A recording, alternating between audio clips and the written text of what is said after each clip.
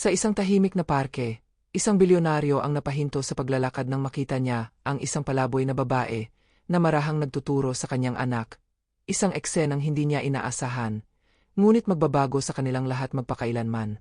Tahimik ang hapon sa lumang parke sa gilid ng lungsod. Ang mga puno ay dahan-dahang sumasabay sa ihip ng hangin, at ang mga ibon ay tila may sariling awit na umaalalay sa katahimikan. Doon madalas dalhin ni Rafael Villanueva, isang kilalang bilyonaryo at negosyante, ang kanyang anak na si Isabela, upang kahit sandali ay makalayo sila sa mundo ng mga meeting, kontrata, at makikinang na gusali. Simula nang pumanaw ang kanyang asawa, naging mas tahimik si Rafael, mas abala sa trabaho, mas mailap sa damdamin. Ang tanging liwanag sa kanyang araw ay ang kanyang 8 taong gulang na anak na babae. Si Isabela ay mahina ang katawan. Madalas siyang naka-wheelchair dahil sa kondisyon niyang hindi lubos maunawaan ng bata. Ngunit tanggap na tanggap niya ito bilang bahagi ng kanyang buhay. Sa tuwing pumupunta sila sa parke, nauupo si Rafael sa isang bangko habang binabantayan ang anak na nagmamasid sa paligid, sabik sa bawat maliit na detalye ng mundo. Isang araw, may napansin si Rafael na hindi karaniwan.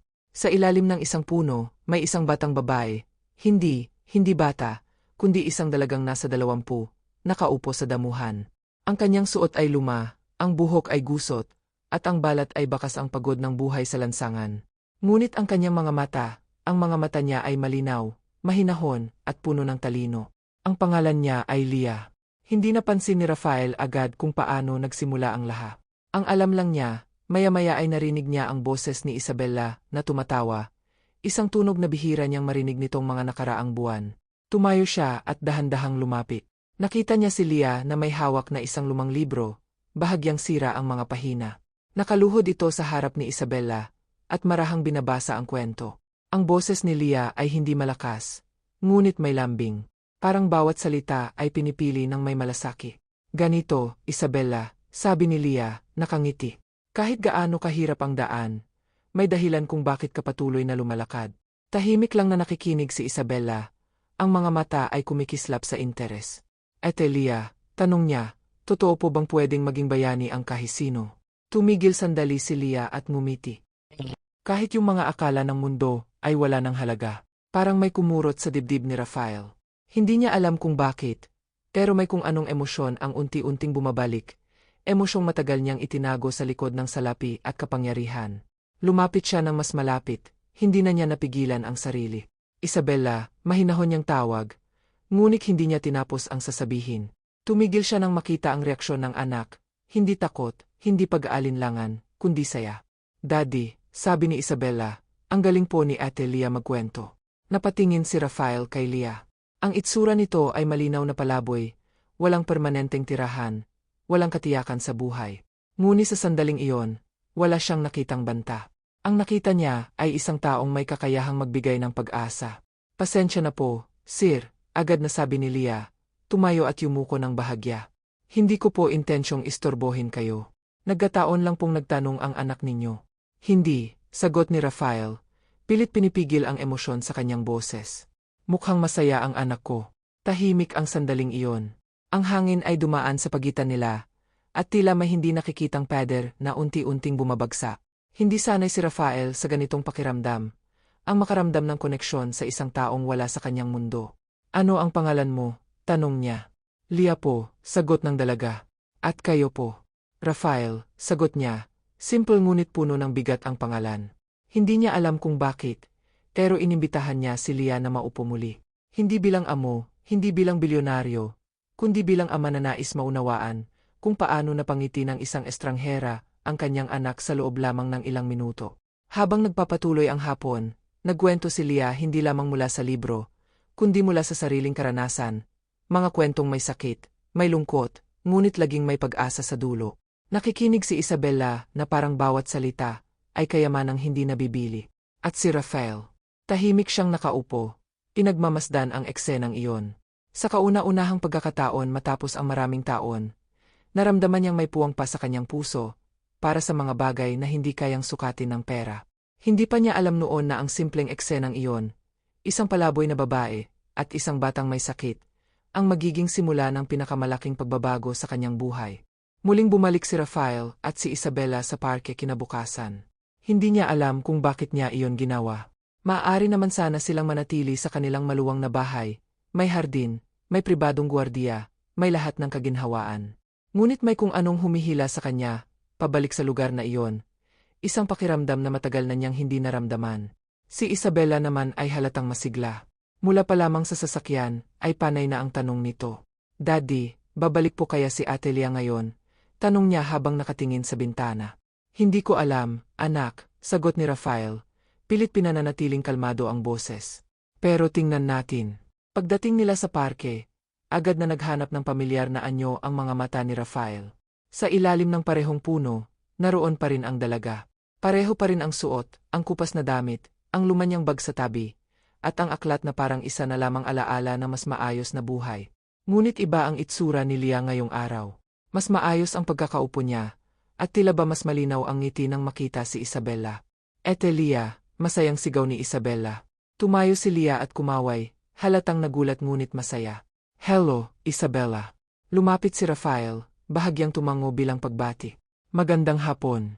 Magandang hapon din po, sagot ni Lia, may paggalang ngunit walang halong tako. Umupo silang muli sa damuhan. Muling inilabas ni Lia ang libro. Ngunit ngayong araw ay hindi lamang siya ang nagbabasa. Tinuruan niya si Isabela na bigkasin ang ilang salita. Dahan-dahan, walang pagmamadali. Kapag nagkakamali ang bata, hindi siya pinagsasabihan. Bagkus ay pinapangiti at hinihikaya. Okay lang magkamali, sabi ni Lia. Doon tayo natututo. Napansin ni Rafael ang sarili niyang nakatitig lamang. Bilang ama, nagbigay siya ng lahat ng kayang ibigay ng pera, mga guro, espesyalista, therapist. Ngunit hindi niya kailanman nakita ang anak na ganito kasigla habang natututo. Walang pressure. Walang takot. Marunong ka bang magturo? Tanong ni Rafael matapos ang ilang sandali. Napangiti si Lia, bahagyang yumuko ang ulo. Dati po. Bago po nagbago ang lahat. Hindi na nagtanong pa si Rafael. Ngunit ang katahimikan sa pagitan nila ay puno ng mga salitang hindi binibigkas. May lungkot sa boses ni Lia, isang lungkot na pamilyar sa kanya. Pareho silang nawalan ng mahal sa buhay, magkaiba man ang paraan. Habang lumilipas ang mga araw, naging bahagi na ng routine ni Rafael at Isabela ang pagpunta sa parke. At sa bawat araw, naroon si Lia. Minsan ay nagbabasa, minsan ay nagkukwento, minsan ay tahimik lamang na nakikinig kay Isabela na magbahagi ng maliliit niyang pangarap, na gusto niyang maging guro, na gusto niyang makatulong sa ibang bata, na gusto niyang tumakbo kahit alam niyang mahirap iyon. Isang hapon, habang naglalaro si Isabela sa ilalim ng araw, napaupo si Rafael sa tabi ni Lia. May tinutuluyan ka ba? Diretsong tanong niya. Umiling si Lia. Wala po. Dito lang po minsan sa waiting shed, minsan po sa simbahan kapag pinapapasok. Tahimik si Rafael. Hindi niya kailanman naranasan ang ganoong uri ng kawalan. Ang mundo niya ay laging may kasiguruhan. Ngunit sa harap niya ngayon ay isang taong nabubuhay araw-araw ng walang katiyakan. Ngunit may kakayahang magbigay ng liwanag sa isang batang tulad ni Isabela. Kung sakaling may maibigay akong tulong, maingat niyang sabi, tatanggapin mo ba? Nagulat si Lia at agad na umiling. Hindi po ako humihingi, sir. Hindi ito limos, sagot ni Rafael. Ito ay pasasalamat. Tumahimik si Lia. Kita sa kanyang mga mata ang pakikipaglaban, ang dignidad laban sa pangangailangan. Sa huli, tumango siya ng bahagya. Kung para po kay Isabela. Ngumiti si Rafael. Hindi niya alam kung kailan siya huling ngumiti ng ganoon. Walang dahilan kundi ang simpleng pakiramdam na tama ang ginagawa niya. Ngunit hindi lahat ay payapa. Isang araw, habang magkasama silang tatlo, may lumapit na dalawang gwardiya ng parke. Tiningnan si Lia mula ulo hanggang paa. Miss, bawal po ang manatili dito ng matagal kung wala kayong permiso, sabi ng isa, may malamig na tono. Tumayo si Rafael. Kasama ko siya. Nagulat ang mga gwardiya. Kilala nila si Rafael, ang pangalan niya ay may bigat kahit saan. Agad silang humingi ng paumanhin at umalis. Ngunit hindi nawala ang kaba sa mukha ni Lia. Pasensya na po, mahina niyang sabi. Ayokong magdulot ng problema. Hindi ka problema, mariing sagot ni Rafael. Sa gabing iyon, hindi makatulog si Rafael. Paulit-uli sa isip niya ang mukha ni Lia, ang katahimikan, ang tapang, ang kabutihang hindi naghihintay ng kapalit. Naalala niya ang asawa niyang si Elena, kung paano ito mag-alaga, kung paano ito maniwala sa kabutihan ng tao. Sa unang pagkakataon, umiyak siya matapos ang maraming taon. Kinabukasan, gumawa siya ng desisyon. Hindi dahil kaya niya, kundi dahil nararapa. Sa parke, hinarap niya si Leah. May inaalok ako, sabi niya. Isang pagkakataon. Tahimik na nakinig si Leah. Hawak ang libro na parang iyon ang huling bahagi ng sarili niyang pagkatao. Gusto kong manatili kabilang tutor ni Isabella. Patuloy ni Rafael. May tirahan, may sahod, may respeto. Hindi agad sumagot si Leah. Tumulo ang luha sa kanyang mga mata. Ngunit hindi siya umiyak ng malakas. Hindi ko po alam kung karapat-dapat ako. Lumapit si Isabella at hinawakan ang kamay ni Leah. Ate Leah, gusto po kitang makasama palagi. Sa sandaling iyon, bumigay ang lahat ng peder sa puso ni Leah. Tumango siya, at sa unang pagkakataon matapos ang mahabang panahon, naniwala siyang baka may pag-asa pa ang mundo. Hindi nila alam na ang desisyong iyon ay magbubukas ng mga sugat ng nakaraan, mga lihim na matagal nang nakabaon, at mga pagsubok na susukat sa tibay ng kanilang mga puso. Nanatiling nakatayo si Veronica sa gitna ng sala, diretso ang likod at matalim ang mga mata, habang si Leah ay tila natukod sa sahig. Hindi makalapit si Rafael agad. Ramdam niya ang biglang pagbabago ng hangin sa loob ng bahay. Si Isabella, na hawak ang lapis at papel, ay tumingin kay Leah na may pagtataka. Wari nararamdaman ang bigat kahit hindi niya lubos maintindihan. Ate Leah, mahinang tawag ng bata. Napakurap si Leah at pilit ngumiti kay Isabella. Sandali lang, ha? Lumapit si Rafael, mahinahon ngunit alerto. Maaari ba nating pag-usapan ito sa pribado? Tumango si Veronica, ngunit bago pa sila makalayo, nagsalita ito muli. May karapatan akong kausapin siya. May utang siya sa akin, sa amin. Sa maliit na silid sa tabi ng hardin, naupo silang tatlo. Ang katahimikan ay parang mabigat na kumot na bumabalot sa bawat salita. Si Leah ang unang nagsalita, nanginginig ang boses. Akala ko tapos na ang lahat. Ngumiti si Veronica, ngunit walang init. Hindi ganoon kadaling takasan ang nakaan. Huminga ng malalim si Rafael. Maaari bang ipaliwanag ninyo kung ano ang nangyayari? Tumingin si Leah sa kanya, puno ng pag-aalinlangan. Sa wakas, tumango siya. Si Veronica po ay dating kasamahan ko sa paaralan. Nang magsara ang eskwelahan at magkasakit ang nanay ko, may alok po siyang tulong, trabaho raw sa isang foundation. Isang foundation, ulit ni Rafael. Sagot ni Veronica. Nagbibigay kami ng tulong sa mga bata. Ngunit umalis siya bigla, may hawak na mga dokumentong hindi kanya. Napatayo si Leah. Hindi po totoo iyon. Umalis ako, dahil may mga ginagawa kayong hindi tama. Ayokong madamay. Tumahimik si Rafael, inagmamasdan ang dalawa. Kita niya ang takot kay Leah, hindi ang takot na maparusahan, kundi ang takot na hindi paniwalaan. Bakit ngayon ka lang dumating? Tanong ni Rafael kay Veronica. Dahil ngayon ko lang siya nahanap, sagot nito. At dahil ngayon lang siya muling lumitaw, sa bahay ng isang kilalang tao. May bahid ng panunumbat ang mga salita. Nang gabing iyon, hindi makatulog si Rafael. Ang mga tanong ay paikot-ikot sa kanyang isip. Kilala na niya si Leah bilang mabait at tapat. Ngunit ang nakaan ay may sariling tinig na humihingi ng pansin. Kinabukasan, dumating si Marco. Halatang may nalaman na. Narinig ko na, diretsong sabi niya. May problema ang babae mo. Hindi siya, babae ko, malamig na sagot ni Rafael. At hindi problema ang tao. Ang problema ay ang panghuhusga. Ngunit kahit ganoon, nagpasya si Rafael na alamin ang katotohanan. Hindi bilang bilyonaryo, kundi bilang ama at bilang taong may pananagutan sa mga taong pinapasok niya sa buhay ng anak. Habang abala si Rafael, nagkulong si Leah sa sarili. Hindi siya halos kumain. Ang mga alaala ng gutom, ng takot, ng pagkawala ng nanay niya, lahat ay bumalik. Isang gabi, naupo siya sa gilid ng kama ni Isabella. Kung sakaling kailangan kong umalis, maingat niyang sabi, alalahanin mo ba ako? Napahigpit ang hawak ni Isabella sa kanyang kamay. Ayokong umalis kayo. Kapag nagbabasa po tayo, hindi na po masakit ang pakiramdam ko. Tumulo ang luha ni Leah. Hindi ikaw ang dahilan ng lahat ng ito. Kinabukasan, bumalik si Veronica dala ang ilang papeles. Nasa sala si Rafael, kasama ang kanyang abogado. Tahimik ang paligid. Ito ang mga dokumento, sabi ni Veronica. Patunay na may kinalaman siya sa pagkawala ng pondo. Kinuha ng abogado ang mga papel, sinuri. Ilang sandali ang lumipas bago siya nagsalita. May mga hindi tugma rito. Namutla si Veronica. Ano ang ibig mong sabihin? May mga pirma na hindi kanya, sagot ng abogado. At ang mga petsa, may butas. Tumayo si Rafael. Ibig sabihin, may nagsisinungaling. Tahimik si Veronica. Sa wakas, bumuntong hininga siya. Hindi ko inasahan na hahantong ito dito. Lumabas ang katotohanan. Ang foundation ay ginamit sa maling paraan ng ilang namumuno, at si Leah ang tumangging sumunod. Nang umalis siya, ginawa siyang skapegot upang matakpan ang kasalanan ng iba. Nang marinig yon, napaupo si Leah, nanginginig. Hindi siya nagsalita, ngunit ang luha ay nagsalita para sa kanya. Lumapit si Rafael at inabot ang panyo. Pasensya na, mahina niyang sabi. Sa sandaling nagduda ako. Umiling si Leah. Naiintindihan ko po. Ngunit hindi pa tapos ang pagsubo. Ang balitang may kinalaman ang pangalan ni Leah sa isang investigasyon ay kumala. May mga taong nagsimulang magtanong, magmasid. Natakot si Leah para kay Isabela. Kung alis po ako, mas magiging tahimik ang buhay ninyo, sabi niya kay Rafael isang gabi. Tumayo si Rafael sa harap niya, matatag ang tindig. Ang katahimikan na binabayaran ng kawalan ng katarungan ay hindi katahimikan. Hindi kita iiwan.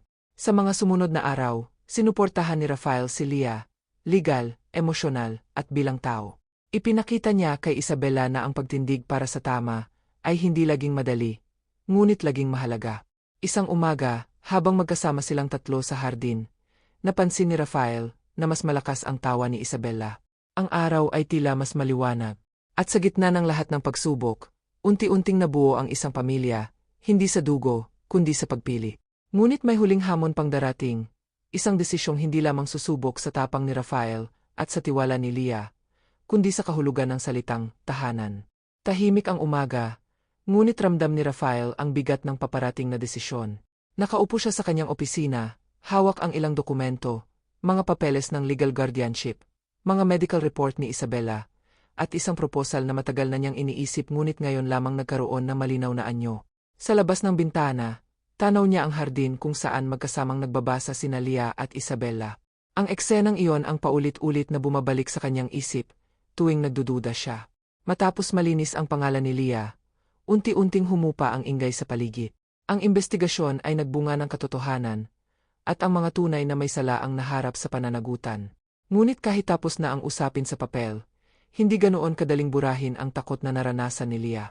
Sa bawat tunog ng telepono, sa bawat hindi pamilyar na mukha, may bakas ng pag-aalala sa kanyang mga mata.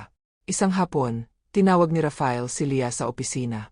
Tahimik itong pumasok, bakasang ka ba? May mali po ba? Tanong ni Leah. Umiling si Rafael at ngumiti ng bahagya. Wala. May itatanong lang ako. Umupo si Leah sa harap niya. Sa sandaling iyon, hindi na siya mukhang palaboy, hindi na rin simpleng tutor. Isa siyang taong pinagdaanan ang sakit ngunit piniling manatiling mabuti. Alam kong napakaraming pagbabago ang nangyari, sabi ni Rafael. At alam kong may takot ka pa rin. Tumango si Leah. Pero mas nangingibabaw ang pasasalamat. Huminga ng malalim si Rafael. Gusto kong malaman mo na hindi kita tinutulungan dahil naawa ako. Tinulungan kita dahil may halaga ka. At dahil mahalaga ka kay Isabela. Nanlaki ang mata ni Leah. Sir. Inisip ko ito ng matagal. Putol ni Rafael. Gusto kong manatili ka rito. Hindi lang bilang tutor. Tahimik ang silid. Ang orasan sa dingding ang tanging maririnig. Ano po ang ibig ninyong sabihin? Maingat na tanong ni Leah. Gusto kong maging legal guardian ka ni Isabela. Kasama ko, diretso niyang sabi. Hindi ko mapapalitan ang ina niya. Hindi rin kita pinipili. Ngunit nakita ko kung paano ka naging bahagi ng buhay niya. Hindi agad nakapagsalita si Leah.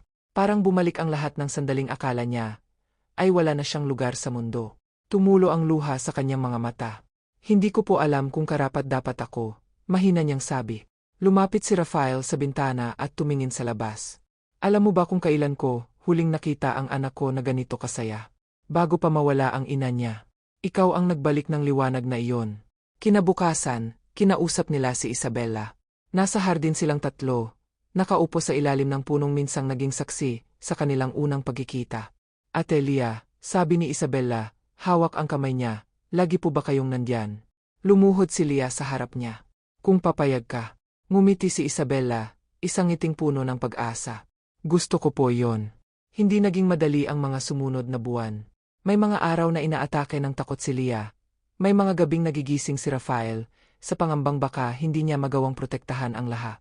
Ngunit sa bawat pagsubok, mas tumitibay ang kanilang samahan. Unti-unting bumuti ang kalagayan ni Isabela. Hindi dahil sa himala, kundi dahil sa kapayapaang natagpuan niya. Ang mga doktor ay nagulat sa kanyang lakas ng loob, sa kanyang positibong pananaw. At sa bawat progreso, nandoon si Leah, nagbabasa, nagtuturo, at higit sa lahat, nakikinig.